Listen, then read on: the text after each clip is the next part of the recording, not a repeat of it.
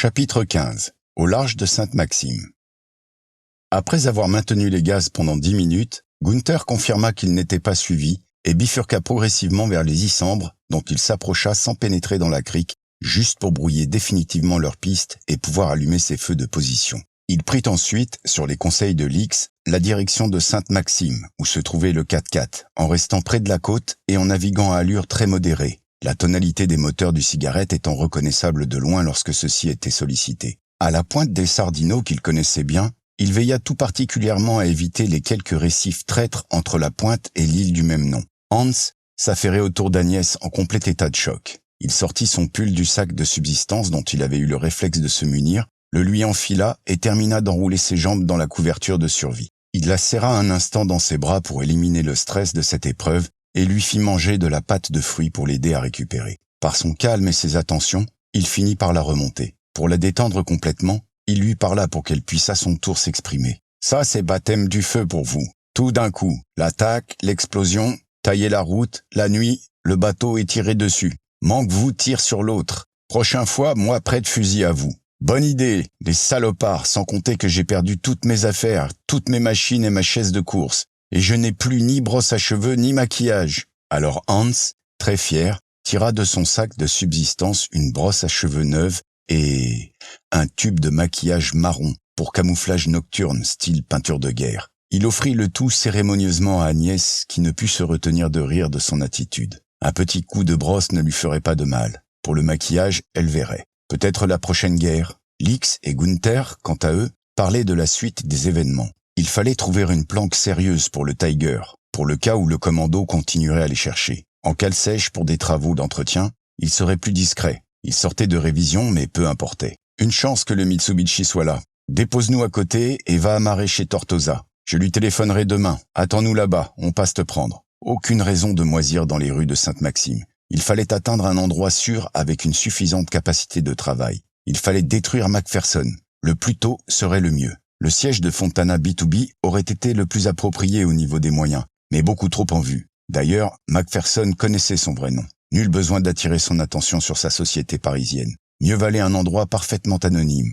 Cossol serait le point de repli idéal. Surtout que personne ne puisse les pister. Trêve de paranoïa. L'attaque avait été assez sévère pour que toutes les précautions fussent prises. Le véhicule et la totalité du matériel qui transbordèrent du canot furent testés pour contrôler qu'une éventuelle balise de repérage n'y était pas cachée. La faible circulation nocturne leur permettait de s'assurer qu'ils n'étaient pas suivis à distance visuelle. La maison qu'ils possédaient à Cossol n'était connue de personne. Mieux même, son nom n'apparaissait pas dans les titres de propriété. Le modèle Pajero Sport procurait suffisamment de place intérieure pour placer les larges épaules et les jambes du trio. La petite, comme ils l'appelaient depuis qu'ils étaient en guerre, avait besoin de dormir. D'autant que ce serait probablement elle qui travaillerait le plus en arrivant à destination. Les diverses possibilités de fixation des sièges du luxueux véhicule autorisaient la transformation en couchette. La réduction du bruit et des vibrations sur ce modèle en faisait une confortable routière. Agnès fut installée, couverte, bordée et sanglée en 2 temps 3 mouvements avec ordre de dormir. Lix prit le volant, Gunther à ses côtés. Hans s'installa à l'arrière sur la 3e rangée de sièges retournés pour la circonstance. Pas question de se faire suivre ou rattraper sans réagir. Il serait très vulnérable tout le long du trajet. Malgré toutes ses qualités, l'engin n'était pas blindé. Mieux valait ouvrir l'œil pour ne pas donner à ce vieux fou de Macpherson la satisfaction de les abattre. À cette heure tardive de la nuit, la route côtière était totalement vide de ses touristes. Ils roulèrent sans encombre à allure modérée jusqu'à Saint-Raphaël et Agnès, bercée dans la conduite légère de Lix, s'endormit au bout de 10 minutes. Après avoir contourné la ville par le nord, ils rejoignirent la Provençale, au péage du Capitou. Tout se passant bien, Gunther fut invité à dormir également. Habitué à prendre son repos quand l'action le permettait, il allongea son siège et s'assoupit instantanément. « Hans, cache ton fusil avant le péage. Il ne manquerait plus qu'on se fasse coffrer, » recommanda Lix, sans élever la voix pour ne pas vexer son vaillant garde du corps. L'habitacle redevint silencieux. Lix se concentrait sur la conduite pour ne pas risquer de s'endormir. L'énervement retombait progressivement.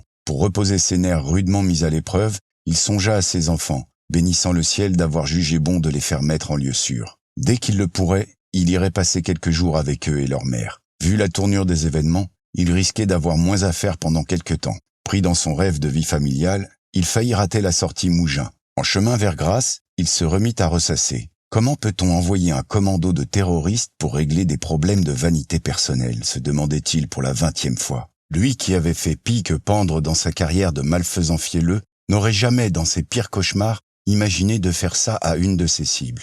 Il n'avait jamais ordonné un accident, un enlèvement, ni une attaque à l'explosif. Dans quel monde vivait-on? D'ailleurs, il n'aurait pas besoin d'explosifs non plus pour l'avenir. Il avait Agnès. L'arme fatale, se surprit-il à ironiser. Non pour se moquer d'elle, mais bien de son nouvel ennemi juré, Donovan McPherson. Il devait se le répéter. Il n'arrivait pas à y croire. Il fallait que cette information qu'Agnès lui avait dégotée soit capitale. Il avait dû être mis au courant des piratages successifs et comprendre ce qu'il visait. Il devait avoir peur. Aussi surprenant que cela puisse paraître, cette pensée le consola de la perte de sa villa, qu'il reconstruirait plus belle encore avec le concours de son assurance, à laquelle il allait devoir faire une déclaration complète. Et le combla d'aise. Ce vieux despote avait peur de perdre son job. Ou sa vie, qui sait. Avec cette attaque, il avait franchi le point de non-retour. Lix, qui avait toujours répugné à souhaiter ou à ordonner la mort d'autrui, avait perdu toute retenue après une telle agression. Une idée lui traversa brusquement l'esprit. Il prit son téléphone stérile et composa le numéro de Bois-le-Roi. La voix enregistrée de Jeanne lui répondit qu'il n'était pas là. Il poussa un soupir de soulagement. Si le répondeur fonctionnait, c'était que sa maison était encore debout. Celle-là serait plus difficile à reconstruire. Elle avait près de 300 ans. Elle n'avait pas été remaniée depuis près de 100 ans d'après les écrits. Il lui avait uniquement donné tout le confort moderne et l'avait équipée de toutes les améliorations qu'il affectionnait. Pour ce qui concernait l'architecture propre, il n'y avait aucun plan disponible. Il serait obligé de s'en remettre à sa mémoire et aux écrits vieux de plusieurs centaines d'années. On n'en était pas là, Dieu merci. Allah aussi. À la sortie de Saint-Vallier-de-Thiers, il bifurqua à droite et entreprit la grimpette par le col de Ferrier, en direction de Saint-Lambert. La route étroite virait sec. Il dut se concentrer sur la conduite pour ne pas rouler dans les ravins escarpés. L'ambiance changeait complètement, comme par enchantement. La montagne calcaire était beaucoup plus dénudée, plus perméable. À l'approche de Saint-Lambert, un paysage lunaire se déroulait devant ses yeux dans la lumière parcimonieuse du petit matin. Fini la roche rose et les arbres omniprésents. Ici, la montagne tenait plus du gruyère. Ce site géologique extraordinaire était complètement délaissé par les touristes qui lui préféraient soit la mer, soit la vraie montagne enneigée plus au nord. Il roula doucement à travers les quelques maisons de Cossol, vira à droite au croisement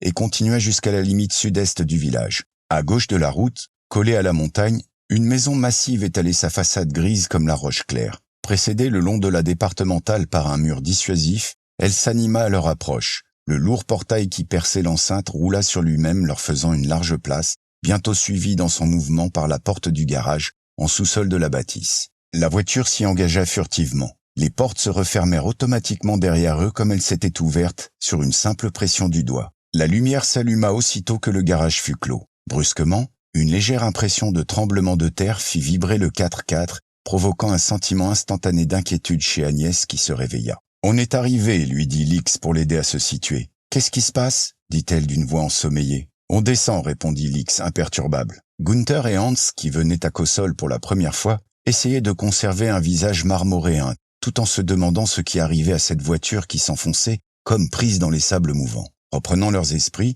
ils comprirent bien vite que cette maison trapue, d'une taille raisonnable à l'extérieur, devait avoir plus d'un sous-sol. Au bout de 18 mètres de descente à la verticale, l'altitude du véhicule se stabilisa et un espace assez large pour plusieurs voitures apparut dans la lueur des phares vite relayés par une lumière crue tombée de la voûte. Cette pièce, aux formes incertaines, se réduisait en un boyau plus étroit qui s'ouvrait devant eux, s'enfonçant entre les roches tourmentées. Lix fit avancer le 4x4 de quelques mètres pour libérer le monte-charge qui repartit aussitôt clore là-haut l'entrée du puits par lequel ils étaient descendus. Comme des explorateurs égarés dans ce paysage d'un autre temps, ils quittèrent leur vaisseau à pas précautionneux, regardant dans toutes les directions. Hans tenait Agnès dans ses bras et progressait vers le boyau à la suite de Lix comme s'il menait son ange blessé à quelques sorciers guérisseurs tapis au plus profond des ténèbres. Gunther, encore légèrement embrumé, fermait la marche, sa mémoire de légionnaire lui restituant probablement des images de caches souterraines, indo-chinoises ou africaines, qu'il était beaucoup trop jeune pour avoir connues, lambeaux du souvenir folklorique de cette armée d'élite. Ils étaient dans les entrailles de la terre. La galerie descendait en serpentant pendant quelques mètres et débouchait sur une salle majestueuse, instantanément illuminée à leur approche. À première vue, les parois du dôme paraissaient avoir été façonnées par la nature au cours des millénaires. Les eaux avaient traversé ces minéraux perméables et les avaient patiemment sculptés. Elles avaient finalement disparu, avalées plus profondément dans la croûte terrestre, laissant la place quasiment sèche et légèrement aérée par les milliers de trous créés sur leur passage. Pour seule preuve de sa lointaine existence, une petite cascade disciplinée de mains d'hommes faisait entendre son chuintement vers la droite. Elle tombait dans un bassin de quelques mètres à peine, qui se vidait à travers les rocailles, directement dans la paroi de la grotte. La température uniforme qui y régnait était fraîche, sans être froide. L'homme avait aussi contribué, au cours des siècles, à d'autres aménagements dans cet endroit magique. On retrouvait ici, dans les murailles abruptes de cette salle principale, de 15 mètres de diamètre et d'une hauteur allant jusqu'à près de 7 mètres au centre du dôme voûté qui l'abritait, des excavations portant des traces d'une utilisation ancienne, formant 5 espaces secondaires de taille variable. Le premier d'entre eux, qu'il venait de quitter, servait à remiser les véhicules à l'abri des regards indiscrets. Les logements taillés à même la roche entouraient cette espèce d'ancienne place publique, formant une architecture surprenante où l'on pouvait imaginer, en des temps retirés, une vie paisible à l'abri des risques de la nature hostile, pour peu que les hôtes de ces lieux aient su y maintenir le feu protecteur et bienfaisant. L'ensemble, bien supérieur en volume à la maison visible de l'extérieur que Lix avait fait le choix de ne pas utiliser, constituait le meilleur local d'archives informatiques dont on puisse rêver en nos temps actuels. Il conduisit son équipe à l'entrée de la seconde excavation, protégée par le même type de serrure que l'ancienne salle de travail d'Agnès à la Bastide Montgrain. L'intérieur ne se comparait que de loin avec le poste de commandement très complet dont il avait disposé à Saint-Trope.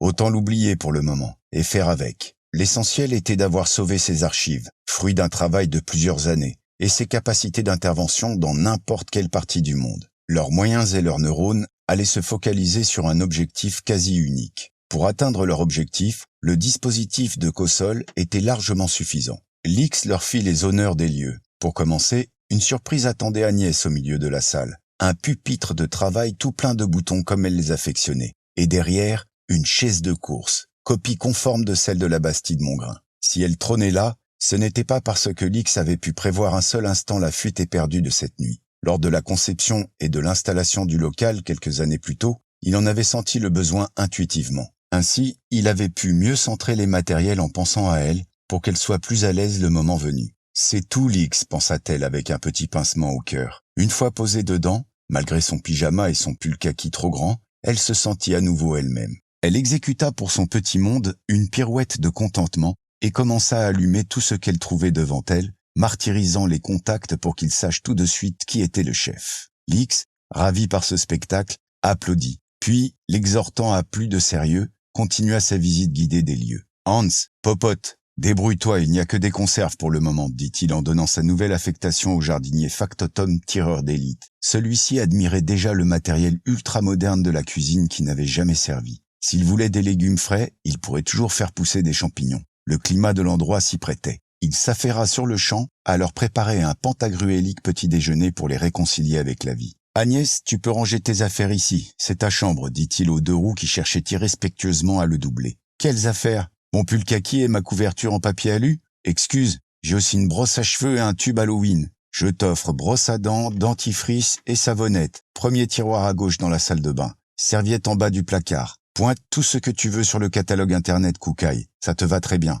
Gunther ira tout chercher rue d'Antibes à Cannes ou à Cap 3000. N'oublie pas les tailles et tout ce qu'il lui faut pour ne pas se tromper. Ce n'est pas un expert de ce genre d'uniforme, dit Lix avec une mimique doublement amusée, ne pouvant imaginer Gunther choisissant un cadeau à une femme. Il ajouta à l'adresse de celui-ci. Là-haut, il y a une Kawasaki 750, avec casque et blouson anonyme. Tu iras faire les courses tout à l'heure. Paye en espèces uniquement. La Kawa a une adresse parisienne, donc tu es parisien de passage. Continuons la visite. Ma chambre. Spartiate, commenta Agnès qui suivait la procession. J'aime bien la peinture blanche sur la roche à nu. Elle donne sur quoi, cette fenêtre? Sur une source de lumière qui imite très bien le soleil, si j'en crois l'ingénuité de ta question. Il y a tout de même la télévision grand écran dans toutes les chambres, ajouta-t-il en soulevant une tenture murale à l'ancienne. Et une vraie salle de bain avec baignoire creusée à même la roche. Nous allons installer Gunther et Hans dans la grotte suivante. Il y a plus de place pour leurs exercices de musculation. Mais revenons à la cuisine. Nous restaurer nous aidera à récupérer. Ensuite, nous pourrons faire le point.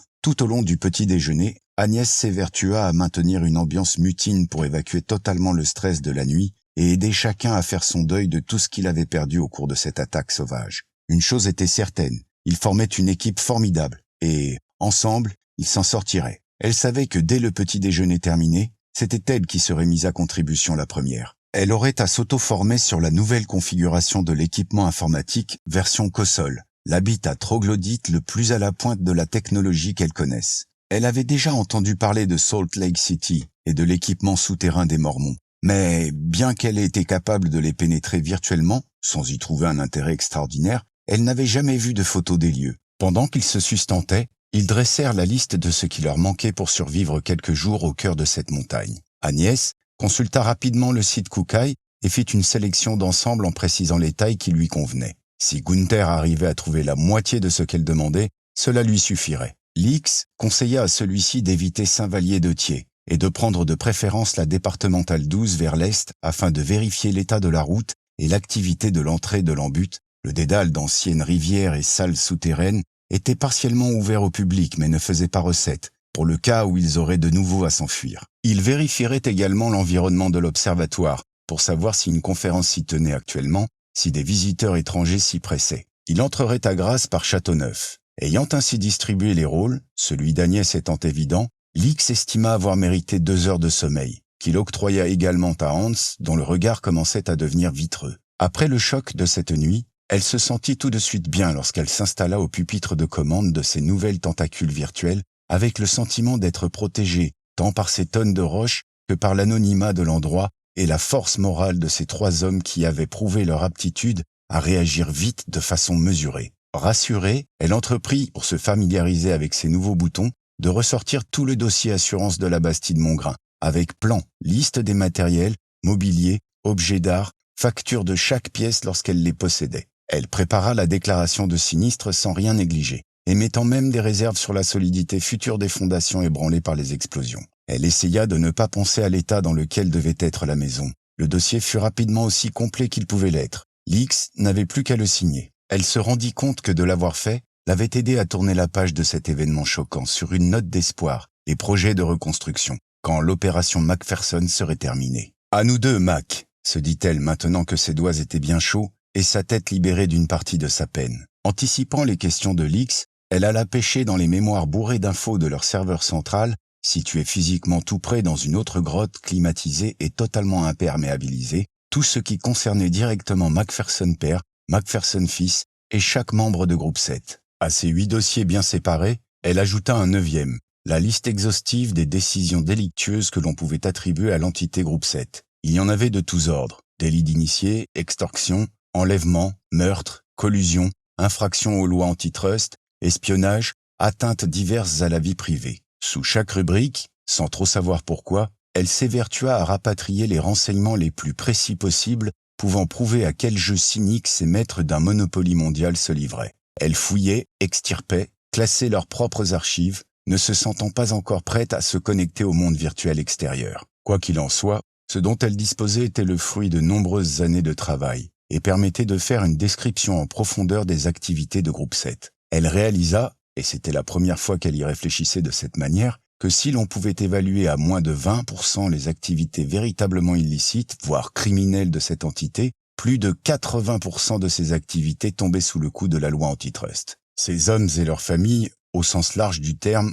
représentaient un volume impressionnant des affaires touchant au pétrole. Lix et elle connaissaient leurs noms. Ils avaient un listing des appels qui leur avaient été faits, l'un à la suite de l'autre, au départ d'une seule et même ligne en l'espace d'un peu plus d'1 heure. Il ne fallait pas grand-chose de plus à Lix pour qu'ils puissent prouver la collusion, la décision commune, de quoi leur clouer le bec. La deuxième tâche qu'elle s'assigna fut de réfléchir à l'implication de Lix, de ses sociétés, de ses investissements dans ses affaires criminelles et dans les entreprises de concentration de tout un marché en une seule main. À la première question, elle put répondre aisément. Lix et elle n'avaient participé à aucun crime de sang, enlèvement ou autre. Par contre, ils avaient un nombre incalculable de fois obtenu diverses informations scabreuses sur de nombreux cadres de société, et Lix en faisait usage. Il lui avait souvent répété qu'il demandait peu à chacun de ses contacts, et évitait de les traumatiser. Les éventuelles traces à supprimer seraient plutôt au niveau de la collecte des informations. Elle s'y était déjà employée avant de quitter la Bastide-Mongrain. Le commando attaquant avait fait le reste en détruisant les machines et toutes les mémoires virtuelles. Seules les archives inviolables de COSOL comportaient des renseignements compromettants. Encore étaient-ils présentés sans aucune référence aux sources ni aux modes d'information. Quant aux lois antitrust, Elle ne saurait en aucun cas leur être opposée, vu que l'X ne pourrait être associé aux décisions de groupe 7. Par acquis de conscience, Agnès vérifia la liste des avoirs en action de l'X dans le domaine du pétrole. Bien que conséquent, il ne témoignait d'aucune capacité de décisionnaire en la matière. Tout au plus pourrait-il s'en servir pour influer sur la cote des sociétés en les vendant intempestivement le moment venu, tout en faisant courir quelques faux bruits. S'ils restaient cachés et silencieux, ils étaient inattaquables, mais elle doutait que l'X tienne longtemps terré. Elle pourrait toujours en rêver tandis qu'il dormait.